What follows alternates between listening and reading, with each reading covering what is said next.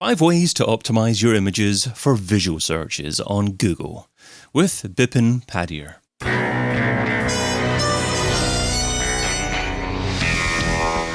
The In Search SEO podcast is brought to you by Rank Ranger, the all-in-one SEO platform that helps scale your business through data and analytics. Hey, it's David. Are you taking advantage of visual searches on Google?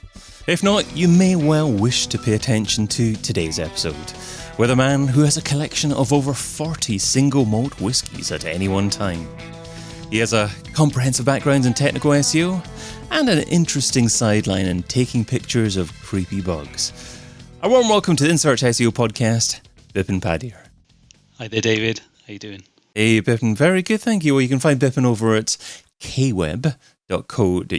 That's KAWEB.co.uk. So, Bipin, is visual search important for every type of business? A lot of businesses, I'd say, perhaps not every type of business, but definitely the e-com business for sure. I think that's where it really kind of comes to light and is becoming prominently more and more important as time goes on. So that's kind of the focus of what I want to talk about. But yeah, I think e-com is like big for visual search right now. Quick follow-on question about that then. Is it important for e-com to have unique images for their products, or will images from an RSS feed that a few other websites are using suffice? I think you could get away with some generic images that are used elsewhere, but things that I'll touch upon where you can make it unique for your site in the background probably does need to come into play. So there are elements where you can make a generic picture unique for your site as well. So you do need to have that element so that other sites don't turn up in the search results instead of yours. Sounds intriguing. Okay, so today you're sharing 5 ways to optimize your images for visual searches in Google. So starting off with number 1, structured data. Yeah, so I think a lot of people in the SEO industry do know about structured data, but I wanted to emphasize how structured data can be used for helping visual search. So we know that search structured data can be used in various markups, for example, recipes and videos. But then we also have product structured data as well, which is where it comes in handy for e-com. And if you can, there are software tools to inform you if you are eligible to show up for rich snippets, for example. So tools like Ahrefs and SEMrush will tell you if your image is eligible for a gallery, a snippet, or a carousel. Now, this is handy in knowing that Google, for example, or any search engine knows what your image is about, knows the intent for your image. So once you have that in place, you know that you'll become better for visual search. Your image will be better known and known for visual search. Okay, let's dive into that just slightly deeper, because you mentioned search engines or tools on platforms like SEMrush will actually say your image is relevant for a gallery, a snippet, a carousel. Yes. What precisely does that mean, and how is that beneficial? Yeah, so with structured data, you can add a piece of code into the background of your page, add certain information to let search engines know what that page is about or what that image is about. Now, if you become eligible for, let's say you have an ingredient or some kind of substance which you use for a recipe, and that's added into your structured data, you will then you can find out if that structured data has made you eligible to show up for a recipe, for example. So that would be a recipe-rich snippet. So then if you know that, then you know that the search engine completely understands your image, completely understands your page, and therefore you most likely will be showing up for visual search as well. Understood. So we're talking about different elements in the SERP here. For some reason, I was thinking about your website as well. So does that mean that if you're potentially going to show up for a carousel, that you need to have multiple images on one page? Not necessarily, no. Even one image can suffice. Okay. But say you wanted to show up for a gallery, then you probably would need multiple images. So would search engines blend your image with images from other websites for the same search to incorporate multiple images from different locations in the same gallery or carousel? I don't think so. I think on your page, if you add multiple images and structure them with the code, your whole gallery will show up in that snippet. Understood. Okay. So that's underlying the importance of structured data, number one there. And number two, XML sitemaps. Yes, XML sitemaps. So often we use XML sitemaps to list all of our most important pages within our website. So it's easy for search engines to have one place to go to and crawl them and know exactly what your most important pages are. So you can highlight this to search engines. It's equally important to do this for images as well. So you can have image specific folders within your XML sitemap. The same rules apply. So with your URLs, it's a good practice to have no more than 50,000 URLs per folder. Again, if you've got a large website with so many products, stick to that rule. I would recommend staying well under 50,000 if you can per folder.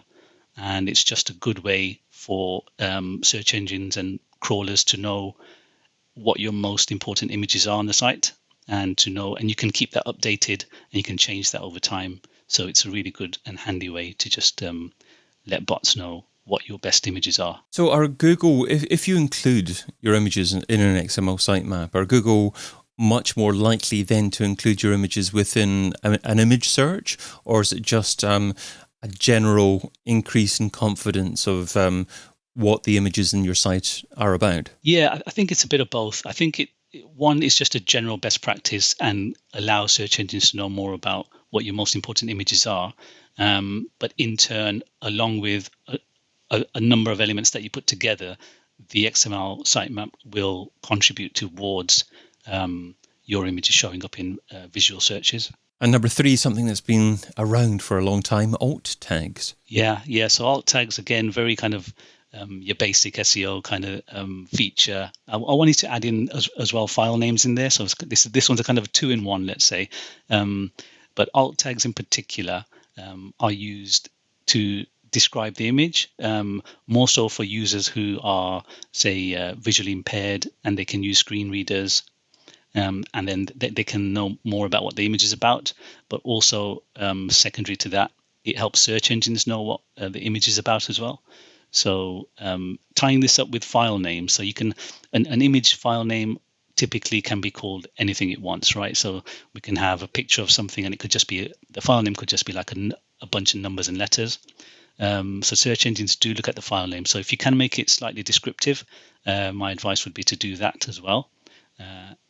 Layering that with the alt tag as well. So if you do have a longer description and give as much information as you can about the image, these two things hand in hand will really bring about the image and let everyone know what the image is about. Okay. So maybe just using it as an example, if I had an image of Edinburgh Castle, for example, I wouldn't just use Edinburgh Castle as the alt tag. I would actually say Edinburgh Castle on a sunny day, photograph taken in 2013 as the alt tag. Would that be too long, or what's the optimum style of alt tag? Yeah, no, exactly something like that. So Edinburgh Castle in Scotland, just in case there's, just to make it very clear, you can use the location, the weather, the angle, if there's anyone in the back, in the foreground, family having a picnic in front of Edinburgh Castle, for example, something like this, all helps. Because that kind of thing could tie into a very specific search, let's say. If someone's searching for tourists in Edinburgh and you have an alt text like that, it will maybe show your picture instead of a generic picture of Edinburgh Castle. Also, the file name, you might call it edca.jpg, which means absolutely nothing to anyone. But if you did name it Edinburgh-Castle, that again will help. Quick follow-up questions in relation to that. So kind of first of all, the file type, you mentioned JPEG there as well. Is JPEG still sufficient? Are search engines looking for WebP now or another type of file? Will they rank a certain file type higher than another file type? And then just a second add-on question. You gave a great description of how someone should write an alt tag description. That got me thinking that perhaps an SEO copywriter should be writing alt tags. Is that ideally what should be done as well? So file type and who should write the alt tags? Yes, I think alt tags really do need to be optimized, and it should be like looked upon as something that you optimize like a page. The images need to be optimized accordingly as well. It's such a big thing. Again, depending on what type of site you have, if you have a site with loads of just generic pictures of random things that mean nothing to what you're selling, or if you've got a lead gen site, it might not be as important. But especially where you have products, where you're selling products like that, it really does help. And the description of the files, it's the description of the alt text can make a massive difference to your visibility in search engine. So yeah, I'd give it equal weighting, to be honest. And in terms of the first question of file type, interesting one. So there are slightly gray area, but JPEGs are still being used, and they're fine. Better formats are coming along, like as you mentioned, WebP, for example. That's an example that Google gives within its guidelines to use in the recent kind of. It's leading on to my next point, but things like Core Web Vitals, the guidance for that, Google does reference WebP format. But there's a fair few that are still in use and are fine, like PNG, all sorts. So I think WebP, the thing with WebP is that not all browsers fully support them at the moment, or there's that issue of, do all browsers support WebP, even though they are probably the preferred format technically. But older browsers, for example, might need to still play catch up, and that might mean the image doesn't show up if you do adopt WebP right now. So that's why some webmasters are reluctant to make that switch. But it is the more kind of modern format, and I think in time, when people are comfortable that all browsers have caught up, that will become the preferred format for images. And number 4, image size. So is this something that's got to be stipulated, or are you actually recommending a specific image size? Not a specific one, but what I was going to say is that there are tools to help you to compress and resize your images accordingly. So you need to have that balance. So it's going to come down to individual preference. You're going to have to, everyone wants a high quality image, but then will that image load in time and fit the guidelines for what search engines are looking for? Because search engines don't, if they know your image is going to take a long time to load, chances are they won't show. They won't use your image. They'll use someone else's image that loads a lot faster. And this is again where things like Core Web Vitals comes into play, which was, it's been a big thing for the last couple of years, especially with, say, like product images on an e-com site. Will tie in again with your largest contentful paint. If that's your image and that's your LCP, then you know how to optimize. You'll have tons of information that Google gives you through tools like PageSpeed Insights that will tell you how big that image needs to be, the size, if it's following the guidelines within the thresholds, etc. So yeah, I think compressing and resizing images again ties into other parts of what Google's looking for as well. So it's very kind of a key part of when you are looking at your images overall for your site. Yeah, if I'm doing an image search on Google, I would say that the average image size is probably about 1200 pixels, probably varying from about 600 to about 1800 pixels or so. So I guess that's a rough indication as to what you should be aiming for if you want your images to appear in Google image search. Yeah, 600 pixels as a minimum, I would say, for sure. And yeah, and also to remember, a lot of these images are being viewed on mobile devices where they don't need to be super rich and super heavy images. So it's worth looking at your audience, say in Google Analytics, and if the majority of your traffic, your visitors are coming from mobile devices, and just have a think about, does your image need to be so high resolution or not? And number 5, clear and clutter-free images. Yeah, slightly overlooked and maybe not talked about too much, but just having your product without things in the background, and just to help that kind of the AI process, because Google's using a lot of algorithms and AI to determine what your image is about. So the clearer your image, the less clutter you have in the background, it's all going to help. So have it clutter free, have a light background if possible. Try and separate your image, your main feature of your image from the background. And a good example I use is if you take a photo of someone now, of a friend, let's say, you can often use portrait mode. And portrait mode, what that does is blur out the background, and it separates the person you're taking a picture of from the background.